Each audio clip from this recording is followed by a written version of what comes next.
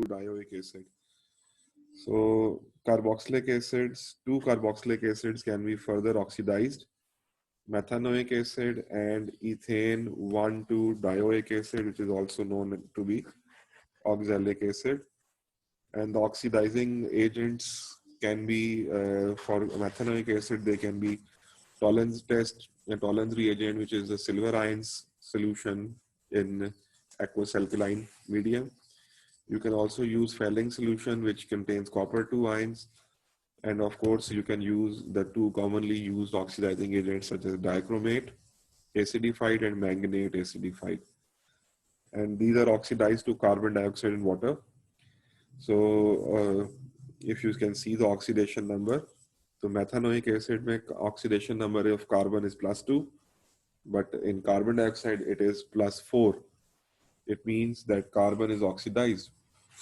तो आप जो है वो माइल्ड ऑक्सीडाइजिंग एजेंट जैसे कि टॉलरेंस रिएजेंट या फेलिंग सोल्यूशन भी यूज कर सकते हैं इसकी ऑक्सीडेशन के लिए, और स्ट्रॉन्गर ऑक्सीडाइजिंग एजेंट जैसे डाइक्रोमेट और मैंगनेट एसिडिफाइड वो भी आप इसमें यूज कर सकते हैं। ऑक्सैलिक एसिड में भी इसी तरह आप जब ऑक्सीडाइजिंग एजेंट यूज करेंगे तो उसमें भी कार्बन डाइऑक्साइड और वाटर ही फॉर्म होता है। तो ये दो कार्बोक्सिलिक एसिड्स हैं which can be further oxidised. Now from moving on to carboxylic acids, we are going towards a derivative of carboxylic acids, acyl chlorides. So our next topic is acyl chlorides. Acyl chlorides. तो ये एक अलग homologous series है। इसका जो general formula है that is RCOCl, alkyl group attached with carbonyl group and then Cl is there. If you compare this to carboxylic acid, तो carboxylic acid होता है RC double bond OH। तो basically हमने इसमें अगर दोनों को कंपेयर करें तो we can see that OH of carboxylic acid is removed by Cl। तो इसलिए हम इसको एसाइल क्लोराइड्स को डेरिवेटिव ऑफ कार्बोक्सिलिक एसिड भी कहते हैं, क्योंकि हम इसको कार्बोक्सिलिक एसिड से डिराइव करते हैं। अभी हम प्रेपरेशन पढ़ेंगे तो हमें नजर आएगा कि हम कार्बोक्सिलिक एसिड के OH की जगह Cl लेकर आएंगे। बहरहाल इट्स अ होमोलोगस सीरीज, तो इसका general formula R carbonyl group Cl है। तो ये COCl तो फिक्स है। R group can be different, तो उसके R ग्रुप का जो जनरल फार्मूला होता है वो CnH2n+1 होता है। तो अगर आप इसमें n की वैल्यू 1 से स्टार्ट होती है तो अगर 1 लगाएंगे तो ये 2 कार्बन का फर्स्ट मेंबर बनेगा। First member will have 2 carbons, so its formula will be CH3COCl। और इसके नाम जो है चूंकि there are 2 carbons 1 and 2, so we will have ethane. और कार्बोक्सिलिक एसिड होता था तो ओइक एसिड लगाते थे तो एथेनोइक एसिड हो जाता था। ऐसे ही एसाइल क्लोराइड में आप ईथन के आगे OYL ओइल क्लोराइड लगाएंगे तो इसका बोलने में it is pronounced as ethanoyl chloride, ethanoyl chloride. तो ईथन के आगे OYL लगाना है। Second member is of 3 carbon and it will be CH3, CH2, COCl. The carbon of carbonyl is always 1, 2 and 3. So इसका नाम जो है प्रोपन होता है और आगे OYL क्लोराइड लगा दें 3 कार्बन के लिए प्रोपन, और तो full name is propanoyl chloride. Then for 4 carbon it will be butanoyl chloride, 5 carbon it will be pentanoyl chloride, and this carbon of carbonyl is always 1, so its position need not to be mentioned, it is always 1। जैसे carboxylic acid की position अगर एक COH हो तो बताने की जरूरत नहीं होती, तो इसी तरह यहाँ पर भी हमें इसकी जरूरत नहीं है, इट्स ऑलवेज 1। तो ये इसकी नेमिंग हो गई।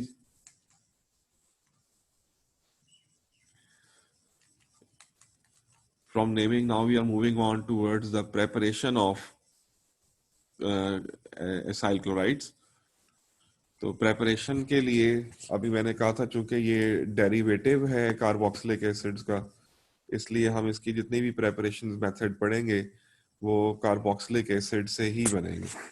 सो it's a derivative of carboxylic acid. तो there are 3 methods of making acyl chlorides from carboxylic acids.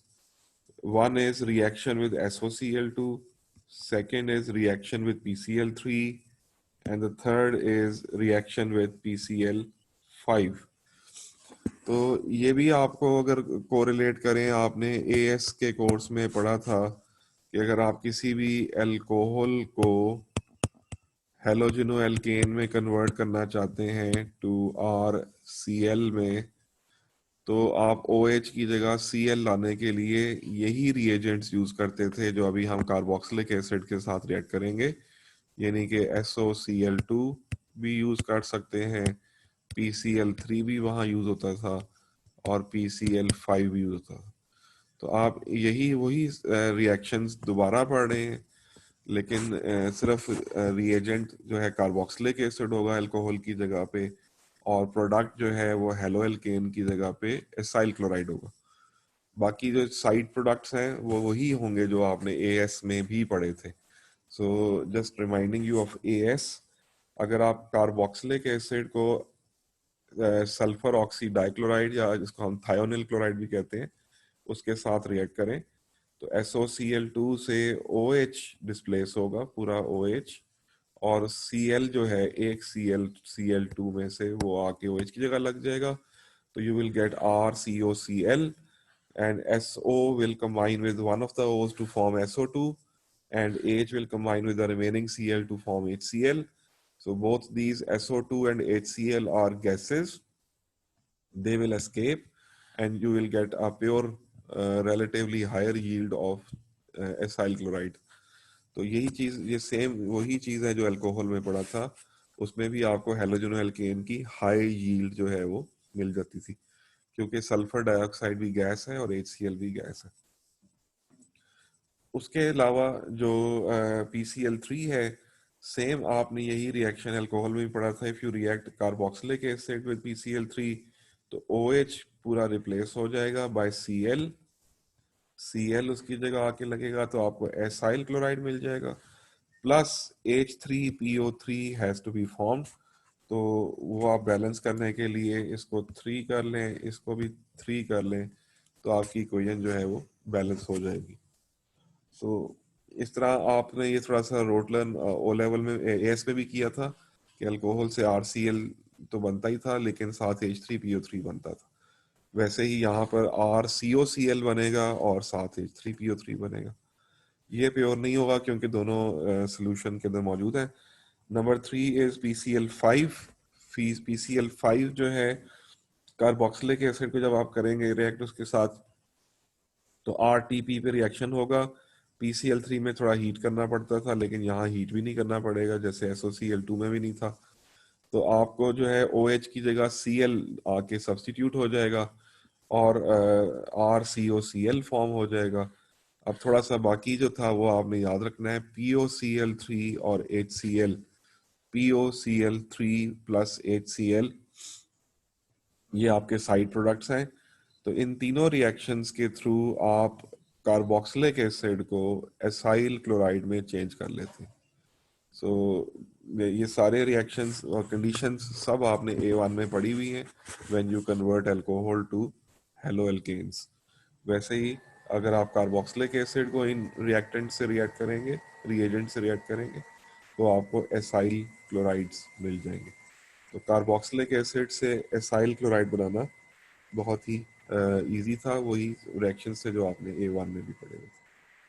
तो ये प्रेपरेशन थी। Now moving on to the reactions of acyl chlorides.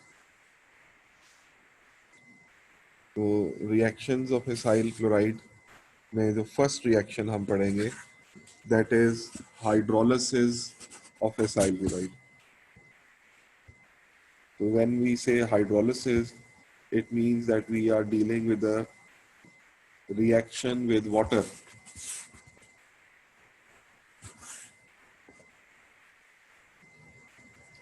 ठीक है जी, तो hydrolysis means that you are going to react acyl chlorides with water. आपने उसको water से रिएक्ट करना है।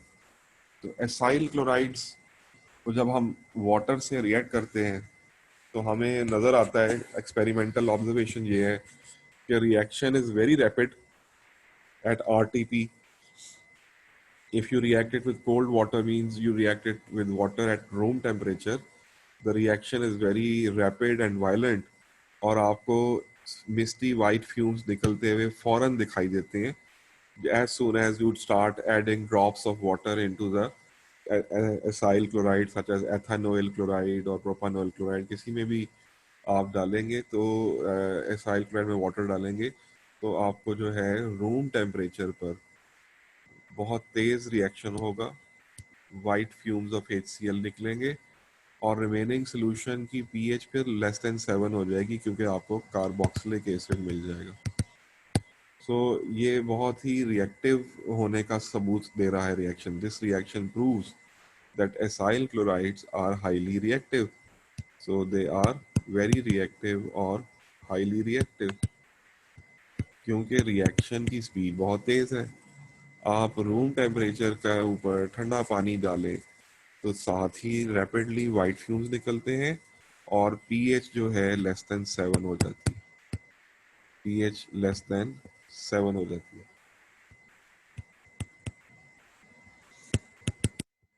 तो इसका मतलब ये हुआ कि acyl chlorides are very reactive and when acyl chlorides are hydrolysed they go back to carboxylic acid. तो यानी कि जिस तरह आपने भी कार्बोक्सिलिक एसिड से एसाइल क्लोराइड बनाया था, वैसे ही अगर आप एसाइल क्लोराइड की हाइड्रोलिसिस करें तो ये रिटर्न हो जाता है to carboxylic acid and HCl। तो हाइड्रोलिसिस से acyl chlorides give you carboxylic acids back, but this reaction is very violent, very fast, very rapid, which proves that acyl chlorides are highly reactive. तो acyl chlorides बहुत ज़्यादा reactive होने की क्या वजह है, उनकी reactivity इतनी ज़्यादा? एक second. Why acyl chlorides are very reactive? वो अब हम पढ़ने जा रहे हैं। एसाइल क्लोराइड्स क्यों रिएक्टिव होते हैं, why they are very reactive, उसकी एक्सप्लेनेशन अभी आपके सामने ये आ रही है। If we look at the structure of acyl chloride तो हमें नजर आता है कि R तो चले अल्काइल ग्रुप है, उसके आगे है फंक्शनल ग्रुप में C डबल बॉन्ड O और Cl। कार्बोनाइल ग्रुप का जो कार्बन है वो एक साइड पर ऑक्सीजन के साथ लगा हुआ है और दूसरी साइड पर Cl के साथ लगा हुआ है।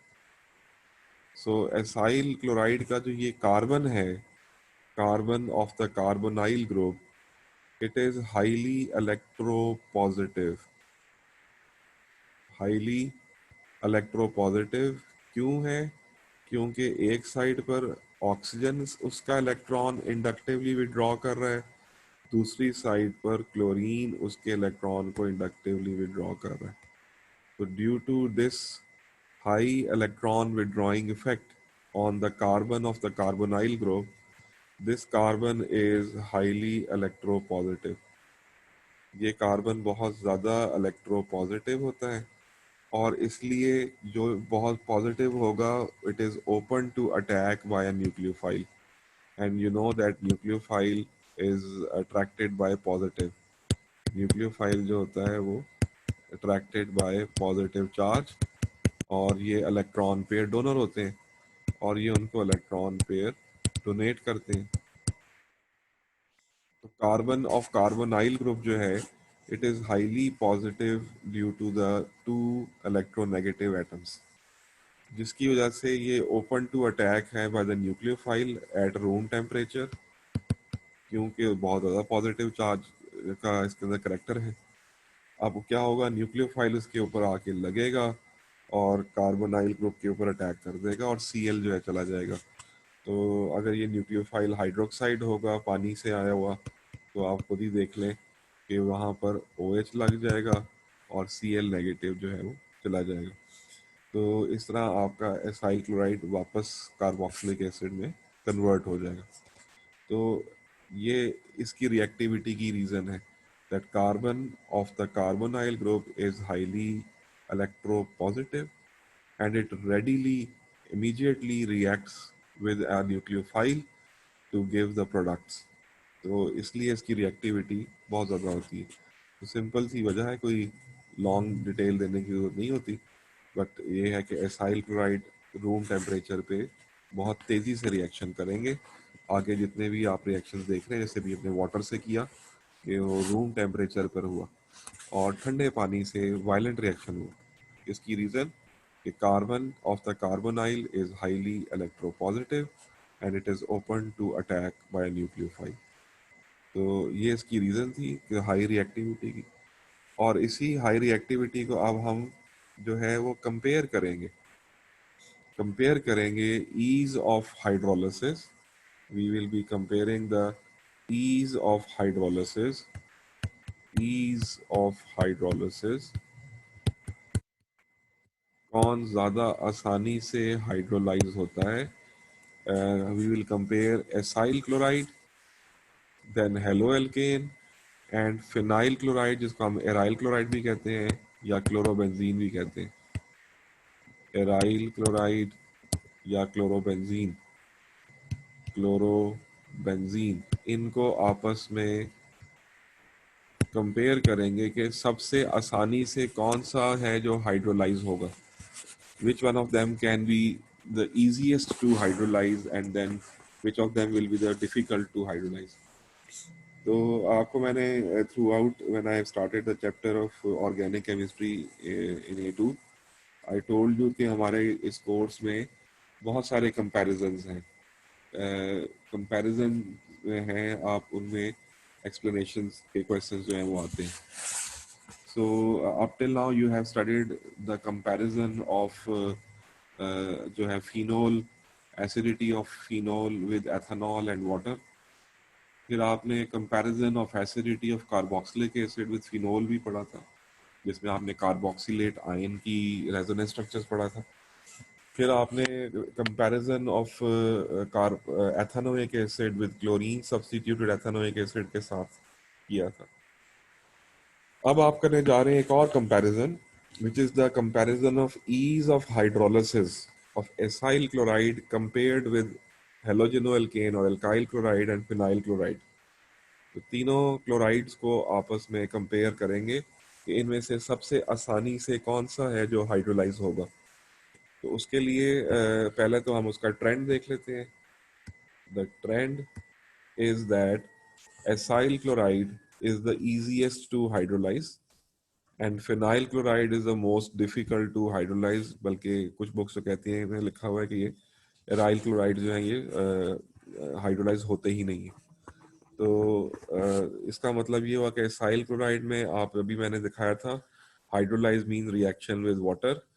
तो एल्काइल एसाइल क्लोराइड जो होते हैं वो रूम टेम्परेचर पे वाटर के साथ रिएक्शन कर रहे थे to give you carboxylic acid and HCl। तो ये रिएक्शन तो ये शो कर रहा है ना कि ये बहुत ही रिएक्टिव है, दिस इज वेरी रिएक्टिव। उसके बाद आपने A1 में पढ़ा था कि हेलोजेनो एल्केन को अगर हम वाटर से रिएक्ट करें तो वो हाइड्रोलाइज नहीं होते, there is no reaction when you react halogenoalkanes with water at RTP। तो फिर आप क्या करते थे, आप थोड़ी सी हार्श कंडीशन लगाते थे। हार्श कंडीशन मीन कि आप जो है वो हेलोजेनो एल्केन को रिएक्ट करते थे एक्वस एल्कली के साथ। एक्वस एल्कली में हाइड्रोक्साइड आयन बने हुए होते हैं, ठीक है। जो वाटर में तो हाइड्रोक्साइड आयन बहुत थोड़े से होते हैं ना, एल्कली में बहुत ज्यादा होते हैं। तो एक्वस एल्कली में जब आप उसको हेलोजेनो एल्केन को रिएक्ट करते थे और साथ फिर आप हीट एंड रिफ्लक्स कंडेंसर भी लगाते थे, तो फिर हेलोजेनो एल्केन जो है वो हाइड्रोलाइज होके तो आपको अल्कोहल देते थे, और वो न्यूक्लियोफिलिक सब्स्टिट्यूशन रिएक्शन था, SN रिएक्शन था। तो एक न्यूक्लियोफाइल आ जाता था और दूसरा न्यूक्लियोफाइल चला जाता था। तो ये इतना आसानी से रिएक्शन नहीं हुआ। तो रिएक्शन की कंडीशंस और रिएजेंट बता रहा है कि एसाइल क्लोराइड ठंडे पानी से रूम टेम्परेचर में वायलेंटली रिएक्ट करता है। हेलोजेनो एल्केन्स ठंडे पानी से रूम टेम्परेचर पर रिएक्ट ही नहीं करते, बल्कि उनको रिएक्शन करने के लिए एक्वस NaOH डालना पड़ता है और फिर हीट एंड रिफ्लक्स कंडेंसर भी लगाना पड़ता है, तो फिर वो रिएक्शन न्यूक्लियोफिलिक सब्स्टिट्यूशन जो है वो हो जाता है। जबकि अभी मैं आपके सामने जो है वो एराइल क्लोराइड यानी कि क्लोरोबेंजीन जो है उसको मैं वाटर से अगर रिएक्ट करें, उसको आप एक्वस NaOH से रिएक्ट करें, हीट एंड रिफ्लक्स भी लगाएं, तो आपको कोई प्रोडक्ट नहीं मिलता।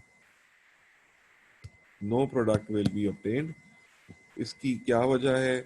अभी एसाइल क्लोराइड की हाइड्रोलिसिस तो मैं अभी आपको बता के आया था कि carbon of carbonyl is highly electropositive and is open to attack by a mildest of the जो न्यूक्लियोफाइल है जैसे वाटर, उसके साथ वो रिएक्ट करते हुए तो कार्बोक्सिलिक एसिड में रेडिली कन्वर्ट हो जाता है। तो वो तो रीजन दोबारा वही यहाँ पर आ जाएगी। और एराइल क्लोराइड्स क्यों नहीं हाइड्रोलाइज होते वो मैं यहाँ लिखूंगा। तो आपके सामने आपको याद होगा कि बेंजीन के ऊपर there are pi electrons which are delocalised, pi electrons which are delocalized, whereas chlorine atom has also has 3 electron pairs जिनमें से एक electron pair lies in the same plane as the pi electrons of the benzene। तो फिर आपने देखा था phenol के अंदर भी कि जो का फिनोलेट आयन बना था, फिनोक्साइड आयन बना था, उसका जो ऑक्सीजन था वो बेंजीन में डीलोकलाइज हो जाता था। वैसे ही बेंजीन क्लोरीन का भी एक जो लोन पेयर है उसको अपनी तरफ ड्रैग कर लेती है, और इसे कहते हैं पाई इलेक्ट्रॉन डीलोकलाइजेशन एक्सटेंशन। तो बेंजीन के पाई इलेक्ट्रॉन और क्लोरीन का जो पाई बॉन्ड है, मतलब डबल बॉन्ड, एक पेयर है इलेक्ट्रॉन का, ये बेंजीन में घूम जाता है। इसको इस तरह से कह सकते हैं कि बेंजीन का जो पाई इलेक्ट्रॉन है वो क्लोरीन के एक लोन पेयर को जब अपनी तरफ खींच लेता है, तो क्लोरीन सिंगल बॉन्डेड तो पहले से ही था, लेकिन उसका जो लोन पेयर है जब वो बेंजीन अपनी तरफ खींचती है तो उसके अंदर एक डबल बॉन्ड करेक्टर आ जाता है। तो carbon to chlorine has a double bond character. एक तो पहले से सिंगल कोवलेंट बॉन्ड बना हुआ था, दूसरा क्लोरीन का जो लोन पेयर है जो बेंजीन के कार्बन की तरफ गया, तो ऐसे लग रहा है जैसे वो डेटिव बॉन्ड बन गया हुआ है। क्लोरीन के लोन पेयर कार्बन की तरफ गया, तो ये chlorine to carbon dative bond है।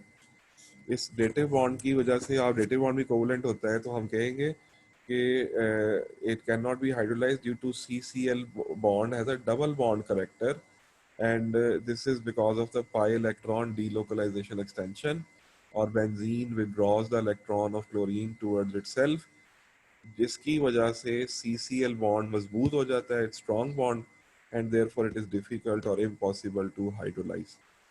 तो ये वही चीज़ है, सिर्फ उसमें फिनोल के अंदर हमने जो फिनोक्साइड आयन था उसमें जब उसका इलेक्ट्रॉन ऑक्सीजन का डीलोकलाइज हो गया था, तो आपका इक्विलिब्रियम राइट हैंड साइड पे शिफ्ट हो गया था। हाइड्रोजन के लिए फिनोक्साइड आयन के साथ जुड़ना मुश्किल हो गया था। यहाँ हाइड्रोजन आयन तो नहीं है, ना ही फिनोक्साइड आयन है, यहाँ क्लोरोबेंजीन है। और क्लोरीन का जब इलेक्ट्रॉन पेयर बेंजीन अपनी तरफ खींच के ले जाएगी, तो उसमें CCl में डबल बॉन्ड करेक्टर आ जाएगा, and due to the presence of the double bond character this bond cannot be hydrolysed. तो एसाइल क्लोराइड में देखें, कार्बन जो था वो रेडीली हाइड्रोलाइज हो रहा था, पार्शियल पॉजिटिव का एक्सट्रीम हाई करेक्टर था, एक तरफ O था एक तरफ Cl था। और इधर एराइल क्लोराइड के अंदर बिल्कुल ही ऑपोजिट है, इसमें तो C का डबल बॉन्ड करेक्टर है with Cl, so it is difficult to hydrolyse. ठीक है जी, तो ये ईज ऑफ हाइड्रोलिसिस में हमने प्रूव किया कि acyl chlorides are highly reactive and to hydrolysis, they are easiest to hydrolyze, whereas in benzene due to C to Cl double bond character they are impossible to hydrolyze, whereas halogenoalkanes lie in between and their ease of hydrolysis is less than acyl chlorides, but they can be hydrolyzed using aqueous alkali and heat and reflux। अब आपको पता है कि हमारी chemistry में, organic chemistry में, हर reaction का तकरीबन मैकेनिज्म भी हमने पढ़ा। जैसे हमने बेंजीन में होने वाले रिएक्शंस का इलेक्ट्रोफिलिक सब्स्टिट्यूशन रिएक्शन मैकेनिज्म पढ़ा था, तो अब हम mechanism of hydrolysis of acyl chloride भी हमने पढ़ना है। कि वो जो वाटर जो है वो भी हमने कहा था एसाइल क्लोराइड से रूम टेम्परेचर पर रिएक्ट करता है और वो कार्बोक्सिलिक एसिड में चेंज होता है। तो what are the steps involve in that reaction? तो इस रिएक्शन के मैकेनिज्म का नाम कंडेंसेशन भी कहते हैं इसको, या इसको हम एडिशन एलिमिनेशन भी कहते हैं। कंडेंसेशन मींस कि एक स्मॉल मॉलिक्यूल, जैसे कि यहाँ पर हमने देखा था HCl इज लॉस्ट, इसलिए कंडेंसेशन भी कहते हैं। और एडिशन एलिमिनेशन का भी मतलब ये है कि पहले कुछ ऐड होगा और फिर कुछ एलिमिनेट भी होगा। तो एलिमिनेट तो वो HCl ही होगा, ठीक है, एलिमिनेट तो HCl ही होगा, लेकिन पहले कुछ ऐड भी होगा। तो इसलिए basically addition elimination is an alternate name to condensation, because something will be eliminated, which is HCl, a small molecule, and first we will see that some addition will take place in acyl chloride. तो इसकी stage one जो है, इस mechanism की stage one is addition of water है, water के oxygen पे lone pair होता है। तो आपके एसाइल क्लोराइड में पहले वाटर ऐड होता है, फिर उसके बाद HCl जो है वो लॉस होता है। तो आपको पता है कि मैकेनिज्म के अंदर आपने partial charges and curly arrows ये सब दिखाने होते हैं। तो पार्शल चार्जेस, ठीक है जी, और कोई लोन पेयर है तो वो भी दिखाने होते हैं। इसलिए कर्ली एरोज और पार्शल चार्जेस वगैरह दिखाते हुए step number one is addition of water. अब वाटर की एडिशन यहाँ देखिए, एसाइल क्लोराइड पे मैंने देखे सारे पार्शियल चार्जेस लगाए हुए हैं, partial positive on carbon, whereas partial negative on chlorine and oxygen. अब आपका जो कार्बन है, it is open to attack by lone pair donor nucleophile. ये आपका पूरा वाटर ही न्यूक्लियोफाइल की तरह बिहेव करेगा और ये कार्बन पे अटैक कर देगा, ठीक है जी।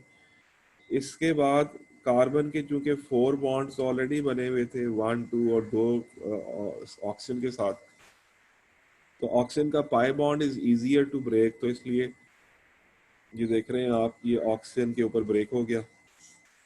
इससे वाटर के जो ऑक्सीजन है वो बॉन्ड कर जाएगा विद कार्बन। तो यहाँ पर कार्बन जो है, कार्बन ऑफ कार्बोनाइल, वो वाटर के साथ जुड़ गया और ऑक्सीजन के ऊपर सिंगल बॉन्ड और ऑक्सीजन पे नेगेटिव चार्ज आ जाता है। अब ये सेकंड स्टेप में हमने एलिमिनेशन देखनी है। एलिमिनेशन कैसे होगी? अब ये कर्ली एरो देखें, ये Cl की तरफ तोड़ दिया आपने, इसका मतलब है यहाँ से Cl निकलेगा, उधर वाटर में से एक H भी आपने ऑक्सीजन पे ब्रेक कर दिया, तो यहाँ से H निकल जाएगा, ठीक है जी, और उधर से Cl निकल जाएगा। तो जब वो H और Cl निकलेगा तो आपको HCl मिलेगा, जबकि ऑक्सीजन को जो लोन पेयर था वो कार्बन के साथ दोबारा अपना डेटिव बॉन्ड बना लेगा। तो आपके पास जो है, ये नीचे कर्ली एरोज मैंने फिर से दोबारा बनाए हैं एलिमिनेशन में, तो CCl बॉन्ड टूटेगा, एक HO बॉन्ड टूटेगा फ्रॉम वाटर, वो H और Cl मिलके बनाएगा HCl, वेयर एज ऑक्सीजन जो है वो आपका कार्बन को वापस इलेक्ट्रॉन पे डोनेट करेगा। यहाँ पर देखें तो यहाँ दोबारा डबल बॉन्ड बन जाएगा। इससे रिजल्ट क्या मिलेगा? CH3 single bond, C double bond O, और नीचे से जो ये OH रह गया हुआ है, ठीक है जी, और H चला गया और Cl चला गया, उन्होंने मिलकर HCl बना दिया। तो इस तरह पहले वाटर ऐड हुआ, फिर कुछ बॉन्ड ब्रेकिंग, बॉन्ड फॉर्मिंग होते हुए आपने देखा कि वाटर में से H निकला और C से जो Cl है वो निकला और उन्होंने HCl बना दिया, जबकि कार्बन का ऑक्सीजन से कार्बोनाइल ग्रुप दोबारा रीस्टैब्लिश होकर तो आपको एलिमिनेशन हो गई HCl की। तो पहले वाटर ऐड हुआ एज ए न्यूक्लियोफाइल, ऐड होने के बाद एक इंटरमीडिएट बना, और उस इंटरमीडिएट में बॉन्ड्स की रीअरेंजमेंट के थ्रू आपको जो है, और कुछ बॉन्ड्स के टूटने के थ्रू एलिमिनेशन भी हुई, HCl लॉस हुआ, जिसको आप कंडेंसेशन भी कहते हैं, and the remaining compound changes to CH3 C double bond OH, carboxylic acid बन गई। तो इस तरह ये एलिमिनेशन भी हुई है और पहले वाटर की एडिशन भी हुई है। Together we call this reaction as condensation reaction. तो ये मैकेनिज्म 2 स्टेजेस में हुआ। पहले वाटर ऐड हुआ, वाटर के ऐड होने के बाद हमारे पास एक इंटरमीडिएट नेगेटिव आयन बना था, उसके ऊपर नेगेटिव चार्ज था ऑक्सीजन के ऊपर। फिर बॉन्ड्स